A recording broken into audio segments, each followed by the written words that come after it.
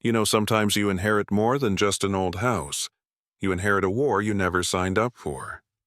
The first time the HOA president showed up on my late grandmother's porch, she acted like she'd paid the mortgage herself. She hadn't every single square inch of that neglected wood, and creeping ivy belonged to my family, and frankly, it always had, which is what made the whole scene so damn rich. She stood there in her designer suit tapping this crisp, yellow violation notice against her palm like a conductor's baton, threatening me with a $250 fine for my beat-up Ford, parked right there on my gravel driveway due in 72 hours flat. And honestly, I just smiled a slow, easy smile that probably made her blood pressure spike because behind her, stretching out like a row of perfectly pressed identical beige soldiers, was the entire Riverside Meadows development, a kingdom they thought they owned, built entirely on land they never truly had permission to use. Their community center, the heart of their little empire, was sitting smack dab on 18 acres. They never bothered to lease properly, and they had absolutely no clue what was about to hit them. Because to Claudette, Hargrove, power wasn't about deeds and surveys, it was about issuing fines. But me, I had the deeds, the original survey maps, the signed lease agreements with killer termination clauses, and financial records that showed exactly where all that money really went. Pulling that old Ford up the long private road, watching the weathered siding of Grandma Vera's place get closer, the house looked smaller than I remembered, smaller than the memories I carried. The porch sagged a little more. The wood needed a serious power wash, but it was mine. Kincaid family land since '52, and the lawyer's stack of paperwork I'd only skimmed 3 weeks ago was suddenly feeling very heavy indeed. Stepping out onto the dirt and grass, breathing that quiet, heavy air that smells like open fields. And time. It was almost too quiet, the kind of silence that screams at you to pay attention. Noticing the creak of my boots on the gravel, the wind through the rusted mailbox that coughed up a thick, expensive-looking envelope from the Riverside Meadows HOA. Violation Notice Number 4, 782. My truck violated aesthetic standards. Move it into the garage, or face the music, signed by Claudette Hargrove, HOA President. I read it twice, looked back at the house, then back at the notice, the sheer audacity of someone thinking they could fine me for parking on my own property. Property that had been in the Kincaid line since before the first tract house was even blueprinted. The next morning, over stale coffee on my porch, the slow, deliberate arrival of a black Mercedes SUV felt like a scene from a low-budget villain movie, and out stepped Claudette, looking like she'd just stepped off the cover of a corporate governance magazine. All tight blonde hair, expensive gray suit and sunglasses, even though the morning was overcast. She didn't offer a greeting, just walked up the steps, clicking her heels like she owned the wood grain beneath them, looked at me like I was a smudge on her Persian rug, and stated flatly, "You must be the new tenant. Your grandmother Vera was always prompt with her payments. I trust you'll continue that tradition." Tenant. That word just hung there thick and insulting. I'm Wyatt Kincaid Vera's grandson. This house belongs to my family. It still does. Her mouth twitched, not quite a smile, more like a muscle spasm. Everyone thinks that, but this is an HOA community, Mr. Kincaid. You're required to comply with our covenants, conditions, and restrictions. She dropped a 200-page binder on the railing, ordered me to read it, and then turning to leave, she paused, looking over her shoulder. Next time you park that truck outside of community standards, we'll have it towed. The fee is $800. I picked up that binder later, feeling its weight rules on grass, height, paint colors where you could breathe. And when I flipped to the back section, properties included in Riverside Meadows HOA. I scanned the list twice, 3 times, but my address wasn't there. That night, my neighbor Colette Reyes showed up, bless her heart, with a casserole dish and a look of deep sympathy, quickly followed by a sigh of weary exhaustion as she told me how she'd been cited 47 times in 6 years. Wrong color roses, a cracked window, a faded mailbox racking up $18,000 in fines.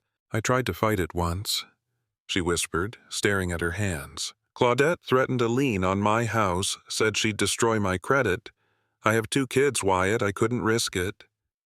She asked if Vera ever talked about the HOA, and I just shook my head, remembering how my grandmother just quietly wrote those checks year after year. Once Colette left, the anger started not hot and messy, but cold, sharp, focusing the kind that makes you open a laptop and start a new document titled Documentation. I listed 3 questions, starting with the biggest. Does the HOA have legal authority over this property? The next call was to Silas Rutherford, 80 years old, an office that smelled like leather and forgotten secrets. The man who handled Vera's estate. When I told him about the notice and the CC&R exclusion, the silence on his end felt ancient. Then he said it, "Son, you need to come to my office tomorrow morning. There are things about that land your grandmother never told you." The next morning, in that cramped downtown office, SR spread out the 52 deed for the full 1,000 acres. Then the 2007 lease agreement showing the 290 acres they rented, and then he pointed to Clause 17, the landlord's right to terminate for environmental or conduct violations. Vera built that escape hatch right into the contract. She was sharp. But the map confirmed it. My house, my 12 acres, sat 200 meters outside the leased boundary. The HOA has no authority over your property, SR confirmed. She was the landlord, Wyatt, not a member. My mind flashed to Chloe standing on my porch demanding compliance. Why pay for 12 years? SR just shook his head. Extortion. Maybe. If she did it to others, it's a pattern. That afternoon, I was at the county recorder's office 6 hours later, cross-referencing plat maps and permit applications, and the evidence was undeniable. The CC&R filed in 2008 explicitly stated the HOA governed properties within the leased boundaries only. My house was outside by 207 meters. No jurisdiction, none. But something was still nagging the theft. I pulled the HOA financials. $129,000 collected monthly, and the expenses were a joke, $20,000 a month split between Hargrove Legal LLC and Breenage Commercial, both registered to Claudette's home address. This wasn't overreach. It was organized theft. I built my spreadsheet, violation evidence witness remedy. 12 rows by midnight. When Colette came back the next evening, I showed her the shell companies, the money funneling straight to CH and her VP Dalton Breenage. Her face went white. $18,000 for roses. I told her it was extortion, and I was going to prove it. She has lawyers, Colette worried, but I showed her the deeds, the surveys. She doesn't have the truth, and she doesn't have this, I said, asking her for names for stories. She agreed to help, biting her lip, warning me, when Claudette finds out you're digging, she'll come after you hard. Let her come. I'm not afraid of some dictator in a business suit, and when I'm done, she's going to wish she never knocked on my door.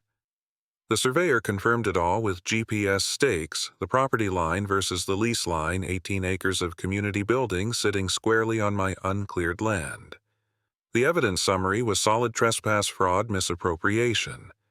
The tide truly turned when I sent that certified letter to every single resident, not just demanding they stop, but exposing the land grab and the theft, giving them 30 days to see the evidence for themselves. Claudette called 3 days later, spitting fire about slander and harassment, but I just calmly repeated the facts. You have a community center on land you don't own, and you've been paying yourself $20,000 a month for 12 years. That's fraud. The silence on the line was deafening.